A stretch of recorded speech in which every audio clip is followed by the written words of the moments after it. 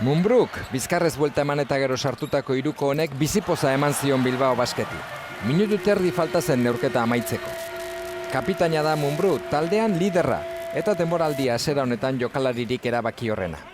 Rafa Poiok beraz garaipen batekin hasi du bere Eurokapeko bidea. Lasaitasuna eta konfidantza ekarriko dio taldeari. Bai, garbi dago ez gaudela nahi genukeen lekua, baina irabaztea oso garrantzitsua da, batez ere taldearen konfidantzari begira. Emaitzarekin geldituko gara asko hobetu behar dugula dakigun arren. 20 baloi galdu zituzten beltzek, baina kanpoko jaurtiketari esker iraun zuten bizirik markagalduan. Pilepitxek aurrera pausua eman du, eta Raul Lopezek hutsik ez jaurtiketetan talentua eta eskarmentua eskaini zion taldeari.